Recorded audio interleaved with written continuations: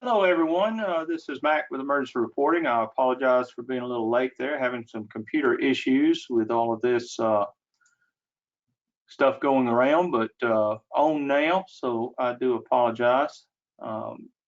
Greg, I see you're on also. Yes, I am, Mac. You want me to pitch it to you and you start them out? Whoa. I don't know if that's such a good idea today, but I can try. Okay. Has Chris made it in yet? I was looking. I don't see him. And I think he was on duty today, so he was going to be a kind of a maybe he was going to be able to. No problem. And I think mine had a lot to do with some storms we're getting in the scene in the area. So That's what I was kind of figuring. could be what's going on. So I do apologize, everyone. But we'll see if we can't get you through here and go with today. We're doing the vision set of emergency reporting. So we'll be talking within the occupancy module here. And let me see here. Are you sharing your screen now? I don't mean to be. Okay. Let's see.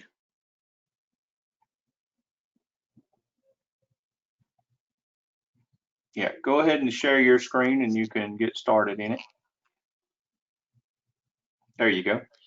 All right, so now I need the presentation. What do we do with that?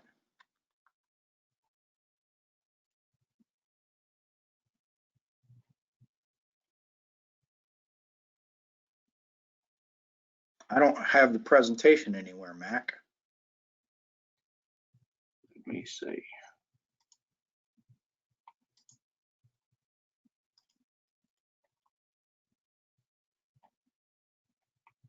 You can just go ahead and start into the, in emergency reporting. I don't think I see it right off.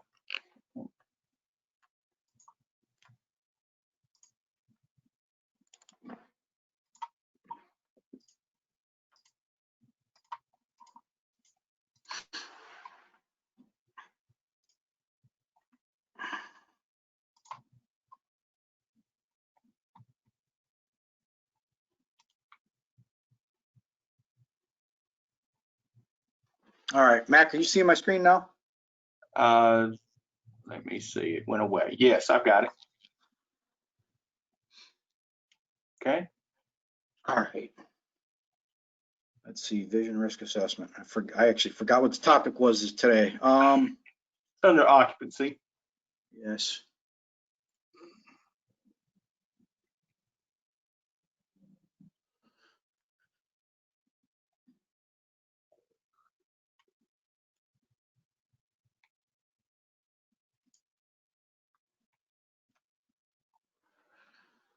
All right, so, you know what, Mac? I am not up on this at all. I apologize. Okay. Let me grab it then.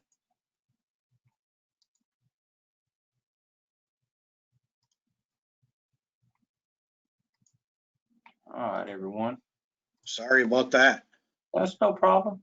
No problem. Yeah, we actually had another trainer that was going to be on today, but he had some problems. So let's go through and we'll sort of cover this. Shifting gears, just coming out of another training also. So when we go through our occupancies, and we're talking about the vision program, okay? So within vision, there's a couple of things we'll talk about first, but actually on our occupancy grid page that we see, we can go to the map view, and then you're going to see these occupancies over here. If you have the vision, you're going to see the different color of the occupancies that you can have, and that's all rating those within the OVAP scoring, okay? So when we talk about OVAP score, it's essentially the same as what some of us probably heard years ago as a risk analysis on an occupancy or on a building has a lot to do with your ISO rating and stuff, as far as your fire prevention that you're doing, your community risk analysis part of that. So that's sort of setting that stage up for doing your risk analysis and your OVAP scores for your businesses to try to help your ISO for that area. So we're trying to get them as low as possible, and we'll sort of go over that portion of it now. But if we go in, I just wanted to show you this. So if we go into these, we can see I've got a few of them done in this area, I believe it is. It should have been right in here. You have to get down closer to them, but there's one that's done. It's green, so it's below 40. That's actually an Arby's. That's is where that's at in my test account. So if we go into an occupancy, we can do that from here. We go into this occupancy from here. We'll see that within the occupancy, we start going over, and I'm sure you're familiar with these. We've already went over those, the different pages, but we start looking at hazards. Hazards is tied to the vision. So if we look in the hazards, this is that OVAP score we're looking at. Okay. So when we get into the OVAP scoring, it's got some details in here that we can get to, or we can see. Some of it is brought over from other places that you've already entered it into this occupancy. So it's brought over. So total number of employees, your square footage is brought over from the existing number of floors, your square footage here, and your separation. You may have or may not have put that in. So you'll put that in. It's pretty easy. You can either highlight it, type it in, or you can go up and down with the arrows here. Then you have your property value, and what that is meaning is what's the property value to your community. Okay. Business loss, minor casualty exposure here is what this particular one is. You know, so residential, of course, going to be different ones, but this is sort of what this is going for. Some of these, when you start getting in, of course, your life safety is pretty easy to answer. It's pretty much, is it there, is it not, and pretty much an answer there. When we get into some of these, as far as our risk here, okay, some of these are pretty subjective, you know, as far as the answer there. So we need to look at some things, and we can actually go up here to the very top under the help section. So we click on help. It's actually, this particular part's not working again. So we'll look into that, but we do have it in there. So if it's not here, this would be actually under the occupancy setting. So we can go to vision. And when we start talking about these things, you can see some more information about what the vision product does, how it's in there. We can go in and actually look at the hazards tab. Okay, so when we're looking at that hazard tab, okay, we can sort of see somewhat of the things they are talking about and describe them a little bit more in depth. So we're not being as subjective to whoever's doing the vision. So I would encourage any of your inspectors that are doing this, or your fire crews, or whoever's doing the hazard analysis or doing that OVAP scoring on the occupancy, to read through this, maybe some classes in there that they're really focusing in on, so that you're getting the same scoring basically for each occupancy, so that it's not inflated or deflated based on what they're picking here. Okay, some of this is undergoing some changes in our system to sort of some new calculations or stuff that's doing there. So they're working on that behind the scenes. You really won't have to worry about it. It'll come to pass, and won't really change anything on the front end for us to see. More on the back end. Gives you these non-combustible, the fire load type stuff that we're talking about. So as you can see, some of these questions that it's asking you within this occupancy down here, it really gets very subjective, and you can use the help tab to really go through and see more of a description or more definition to what you're actually answering there. Okay. Hopefully that helps some as far as filling these out. So this one's filled out. Your available water flow, you can put in there again, definition for that. If we go back, you can see your available water flow right down here. That's to indicate the available water flow for 100% of the fire involvement for the first floor only. And it's in a GPM. We'll need to put that in there. That's part of the calculation that's going to determine your OVAP score. Okay. And just to sort of look up and to sort of explain the OVAP score.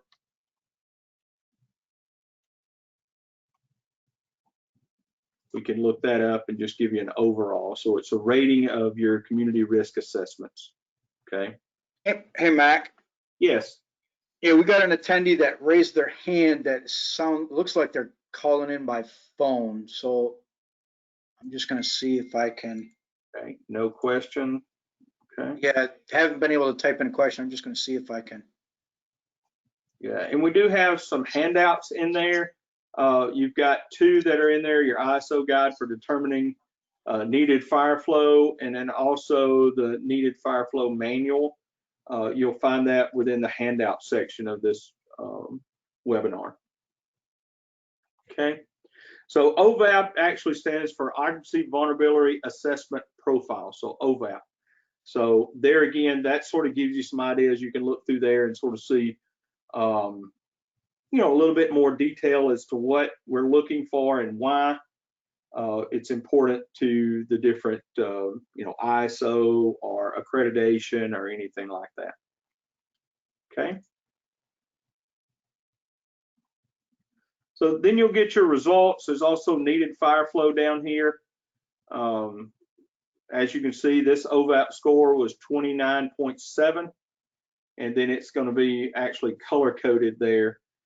We can change that by different marks we make. Some will affect it more than others.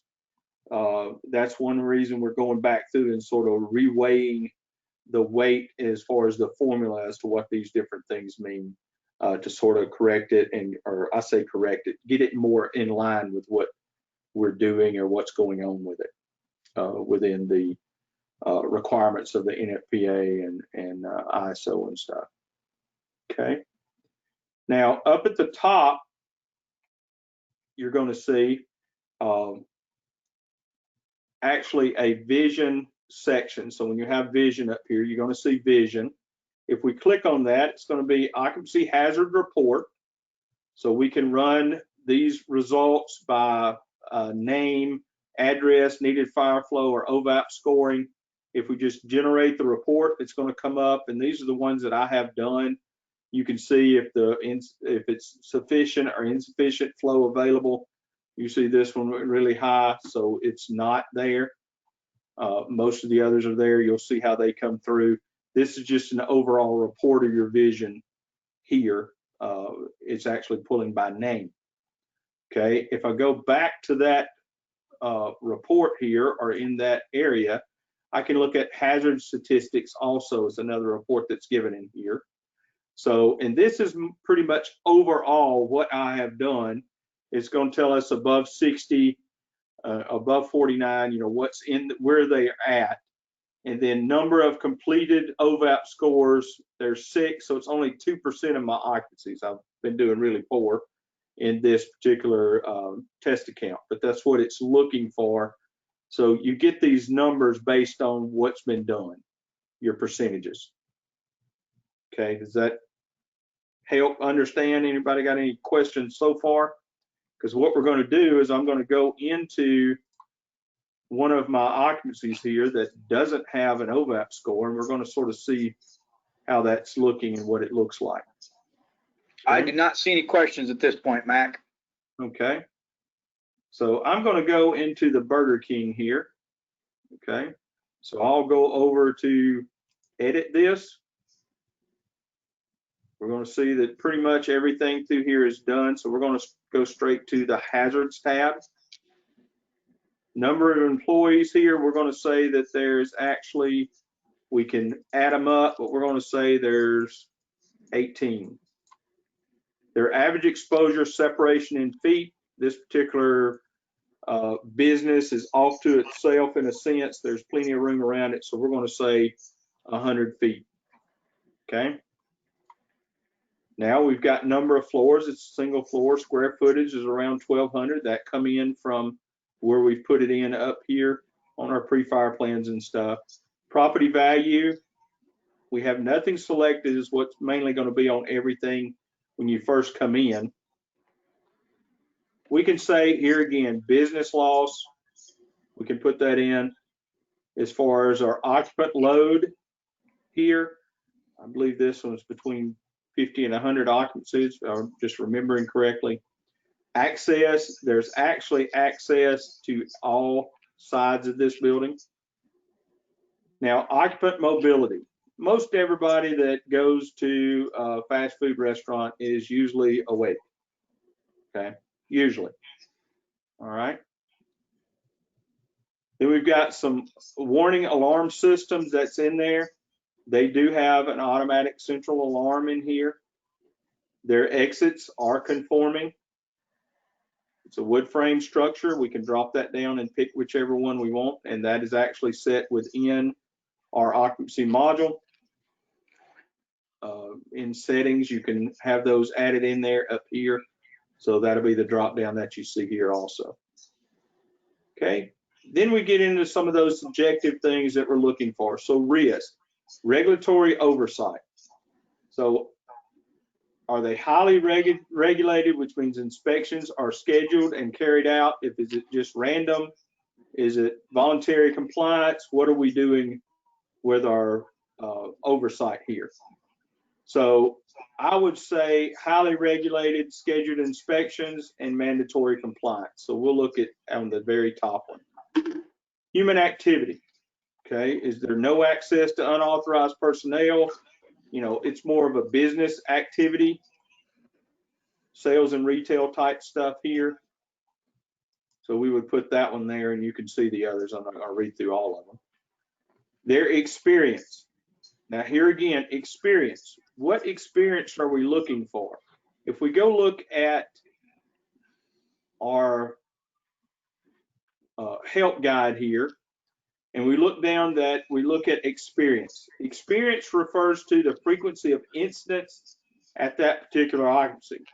More frequent, more familiarity with the occupancy, and slightly less risk involved. So that's what it's looking for. Not how often we inspect it or how often, you know, you're in it, but how many times do you get calls there and what type stuff are you doing there? Okay.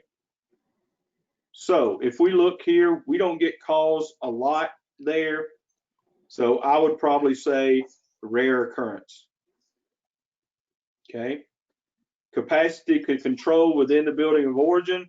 I would say, yeah, that's pretty much what we would have there. Got a question or something coming up? Nothing yet. Okay. All right. In the hazard index, there again, what is in here? So we can check over here, our hazard index that we're talking about, the appropriate type of hazards present. Okay. It is, you know, the hazards that are in there, is there anything extraordinary that's in this building that, you know, it's a problem? Okay. Probably for us, I would say this is more of a mixed hazard. It's the business type because they've got oils and cleaners and stuff that are in the building. Mainly, probably their main thing there would probably be some type of oil or cooking grease, something like that. Okay, their fire load, there again, non-combustible, limited, combustible. What is inside the building? What is carried on there? I would say, you know, combustible is probably a good choice for that particular or this particular building, just because of what, you know, we know about restaurants there. Okay, and you can look at, you know, as far as your fire load, go to the NFPA 13 and sort of get some more information there to see what's there. Now, available water flow, there again, we'll say 1250 here. Okay. Now, we got fire sprinklers in this building. It defaults to no. Yes, they do. So we'll say yes. And then to calculate this and to save it, we can go down here. You know it's already calculated, but to save it, we can push save. And then it will actually save this occupancy. You'll see this green bar coming up. You'll see it there. So then that will be saved in there. Now when we go back up to the top and we go look in our vision list, our report here, we'll see that Burger King is now on there. It's sufficient, and it gives us a 2530 overall OVAP score there. Hey, Mac, we do have a question now. Yes. Regarding available water supply, is that based upon the hydrants around the occupancy, or? Okay, there again, we'll look here. It's based on your ability to provide, indicate the availability of water flow for 100%. In other words, if we do our calculation and 100% of that building's on fire for that first floor, how many gallons a minute does it take? And can we keep that going? And for how long? So your available hydrants, your delivery method, sort of, tank or shutter or shuttle. I know that we have personally 1,250 gallon a minute pumps, and we have hydrants in that area that I can provide that for enough time to meet that need for that needed fire flow for 100% involvement. Does that make sense, guys, or y'all? Yep. Lee says he's got it. Thank you. Okay, awesome. Okay. Okay, so that's where that's going to come up. If we go back to our occupancies page, I'll show you sort of how it links together. If we go back to map view, if I go down here and go into that area here, wrong area. There is where my Burger King is, and I can go to satellites right there. So now see, it is a green. We can play around with that one a little bit if we would like. So let's go back into it from here. That way we don't have to go back through everything. But if we go to hazards, we'll play around with some of these numbers and some of the things we put in here just to see what happens. Okay. The biggest thing, or one of the big things that's going to change, is here. You see it didn't go up much, even if it wasn't sprinkled. Okay. This can make it go up pretty good. If we've got rapid burning, some of these will change a little bit. We have daily events there, it changes some. So you can see it's changing some of this. To me, that's one of the things that they're trying to work on to make that, sort of change it a little bit more. One of the other changes is unregulated. You see it went up some, it's moving it a little bit.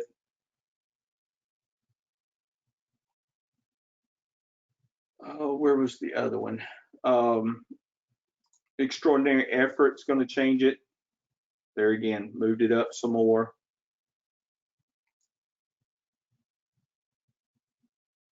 One of the other changes up here is, of course, your exposure. We'll take that down to 10 feet.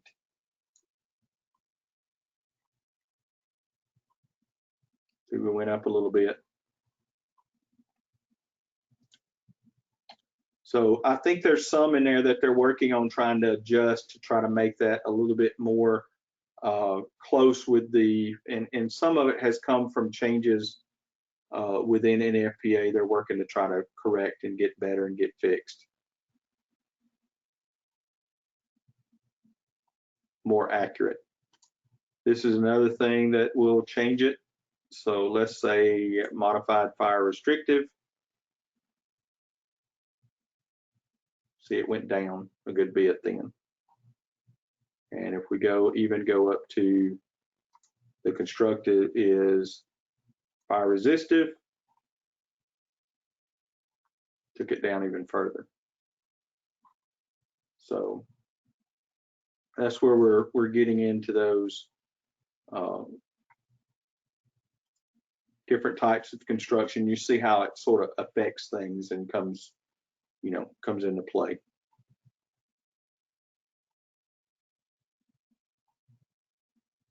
Okay. All right. Any questions so far? Nothing new. Nothing new. All right. All right. The person that was raising their hand, did we take care of that one, or you know anything extra? That was the one that was actually asked the question. So I'm hoping that Okay. the Hopefully we got ability to ask the question solve the problem. I understand. Okay. So do we have any questions? I know we've got about 18 or 19 people on right now. Any other questions or thoughts or something you're wanting to try to get out of it, explain a little bit deeper or anything?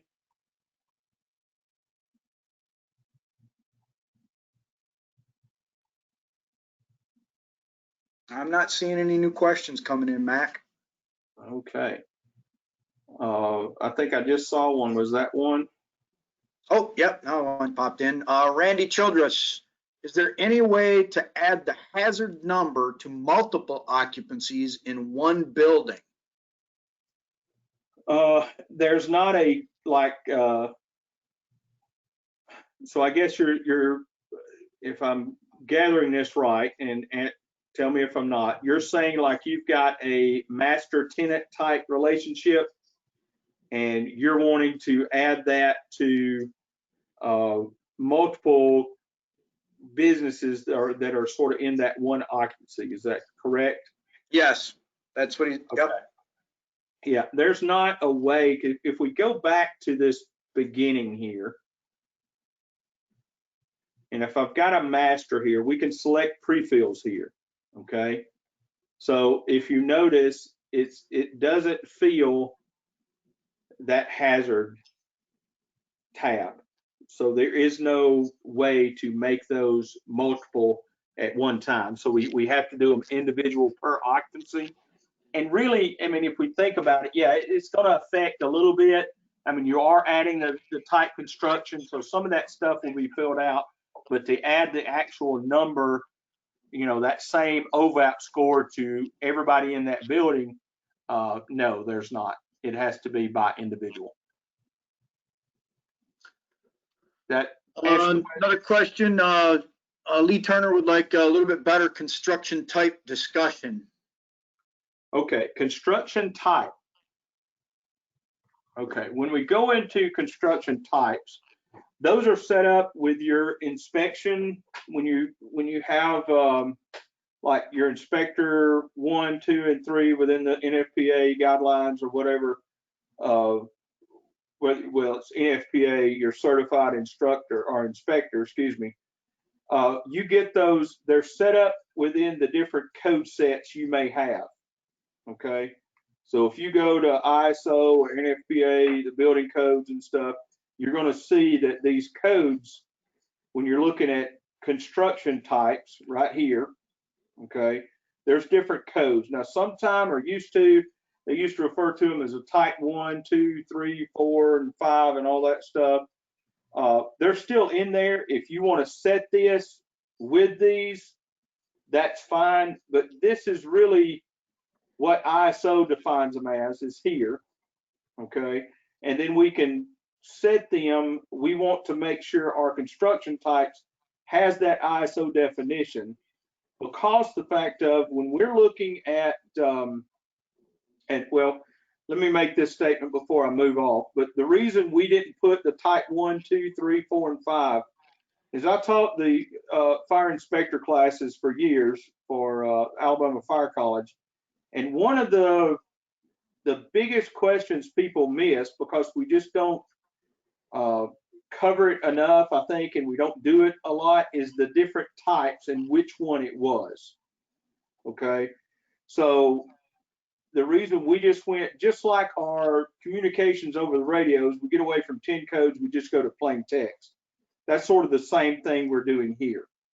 And also just to match up what the ISO definition is. So if I go in and add one, you see I've added one here, don't care. I can call it whatever I want to call it. Okay. So I can go in and say, edit, I can call it whatever, and then I can put whatever definition I want to it. Okay. Now, granted, this is in the occupancy settings, so this is something only certain people can get to, but I can make this, I don't care, type 1. Okay. In parentheses, I could put that in parentheses out here. And then, so it really doesn't matter what I put up here, but really then this would be a fire restrictive, okay, as far as its ISO definition. Okay, so I would save that, and then that would be its tie from now on. Where that's going to come into play is not only on our OVAP score, but also within our occupancies. If I go into an occupancy, and I'll go back into the one that I had open earlier, which is the Burger King here. So if I go back into it, on our occupancy on the information page, if you scroll down, you're going to see down here that we have construction type. This is that same drop down list, and I can pick, I don't care, and it would be type 1. So whatever I'm putting here is associated. If I take this out and there's nothing here, okay, and I'll save this on the page so that way it will show correctly. And then I go to back up top and I look under my pre-fire plans. Okay, we have the building height, the length, the width, so square footage is here, our number of floors, all that stuff factored in up here. When I go down this page now, I'm going to go down and you see needed fire flow does not show.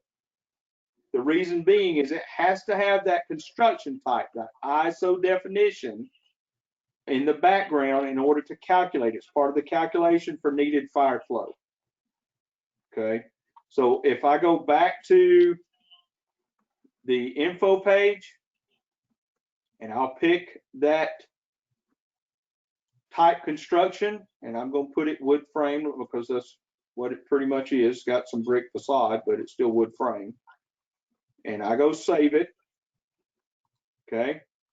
And then I go back to the pre-fire plan page because I've added the information up here that's needed for the calculation, which is mainly this, but that number comes from all this stuff or all the other numbers that I put in.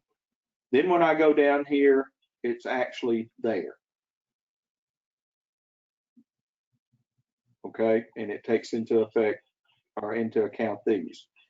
In this, if I've already put it in, that's why that weighs so much on, or weighs some on the OVAP score, is because of your needed fire flow, your flame spread, or just, you know, basic time you have with that occupancy to be able to do something. Does that help or answer that question?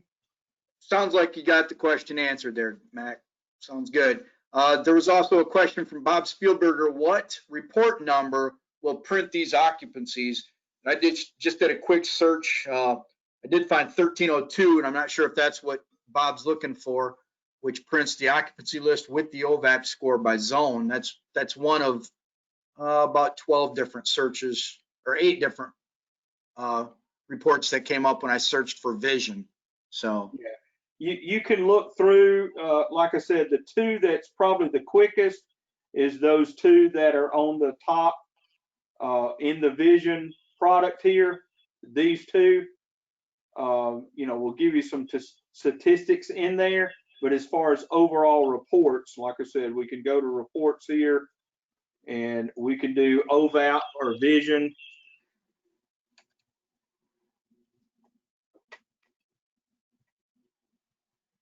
So there's with, there's by score, and then here's full list of our zone as you were talking about. So we'll look at our full list with OVAP. And this is pretty much that one that we had before. It's just, you know, your full list of occupancies here. And then your OVAP scores over here on the other side. Is that one you would look for, or is there some others you can see here? Bob says thanks, so I think we might have had his question answered. So okay. This is by category, so you'll see your categories here of what they are. So there's different ones you can sort of change into here. This can go occupancy name or category. There's a question from Randy Childress. Do you know the NFPA 13 table for fire load? I don't know it right off. I don't have it right off. I don't remember. I'm sorry.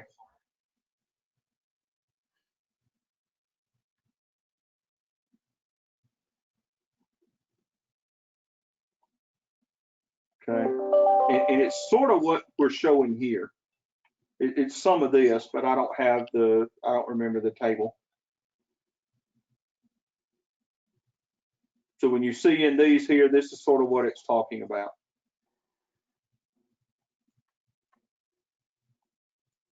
In the help manual here, on the help side.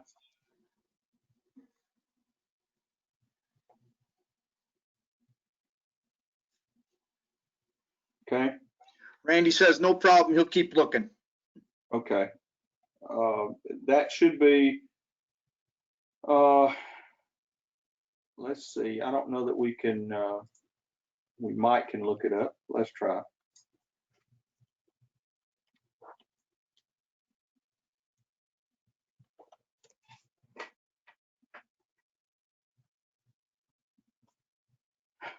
Oh gosh. Which part is he actually looking for? I'm not sure. What table are we referring to? He mentions the fire load table.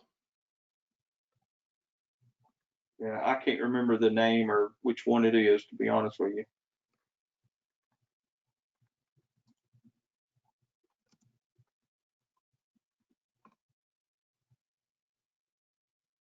I'd have to have my code book, and I don't have it right now to really get deep into that one. I'm sorry.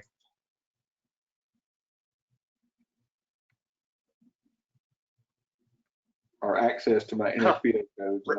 Randy says he's going to be teaching a class on it next week. He just wanted to reference it, so not a big deal. Yeah. Hey, can you invite us to that class, Randy? All right. Okay. Any other questions coming through, Greg? I'm not seeing any new ones. Well, again, apologize for the delay today, and hopefully we gained you some insight into the vision program. It does, we've sort of shown how to use it as far as what you can do with it and stuff within, you know, ER is, I mean, there's just so many things, you know, you can get as far as the different information you get out of it. It's huge on your, you know, ISO. It shows that you're utilizing and using and trying to do the community risk assessment and community risk reduction, which plays, you know, pretty big numbers on your ISO grading. Also for accreditation and stuff, you need those type information that you're getting. So it's really a big benefit. It's really not a lot to it in ER, as you see. It's just not that complicated once you get into it. I say the biggest complication that I've seen, a lot of it is this information that we're sharing here. In the help menu, like I said, go to help. It should went straight to it, but it didn't for the help hazard tabs. But if you go to help, go to occupancy module, occupancy information, and then the hazard tab, and you'll be able to find this information here that's online for you. are on our website. Okay, to really get down to it. And just mainly get people on the same page that's doing it, so your numbers are correct and accurate as far as your scoring of your occupancies. Okay, if there's no other questions or comments here, I guess we'll call this one a wrap. Hope everybody enjoyed it. Not seeing any new questions there, Mac. Randy does sound like he's willing to deal, though. He's willing to let us come to that class as long as we're willing to come and do some inspections for him there in Kentucky. I understand. Maybe if we could work something out for the winter time, Randy. I'm loving summer up here in Michigan right now, but yeah, when it gets cold up here, I might be willing to come down. I hear you. But he's a little bit north of me, so my weather probably a little, well, rainy right now. So yeah, you might want to come up to Kentucky now, huh, Mac? yeah. Get out of some of that sweltering heat. Absolutely. But if you need anything from any of us, I'll actually put my email, or you can look me up online or on our website, mac@emergencyreporting.com. Fairly easy. MAC@emergencyreporting.com. And then Greg is greg.simmons@emergencyreporting.com. So give us a call, give us a shout, whatever you need to do there, reach out, and we'll help you as much as we can, anytime we can. And like I was saying, I can't think of anything else. Seemed like I was going to say something I forgot. But anyway, let us know where we can help you, and we'll definitely get on there and help you out any way we can, give you some extra training or something on it if we need to. Okay. Well, all right. Thanks everybody for attending. I will say sort of the slide we were going to put up before basically covers who's going to be here, which I talked about as far as the training and stuff. We usually go to the application for that, but we also usually show some upcoming trainings. Well, because of the COVID-19, right now we don't have any. All of our RTAs have been canceled for the rest of the year. We are working some to try to get some on-site training for customers started back. We do have sort of a backlog there, but we're working on trying to get that started back so we can get out and actually start training on site with folks again. So if you got one coming up, Nicole Beard will probably be in touch with you. If you want one, get with Nicole.Beard, that's NICHOLE.BEARD @emergencyreporting.com. Send her a message. We can try to get you in the list there to get you some on-site. She can send you a quote, get you some on-site training at your department. So if there's no other questions, Greg, I guess we'll call this one a wrap. I see no new ones, Mac. All right. Well, everybody have a great day. Be safe out there. Take care of communities, but take care of each other in your department. I appreciate it. Everyone, be careful. Have a great day. Bye-bye.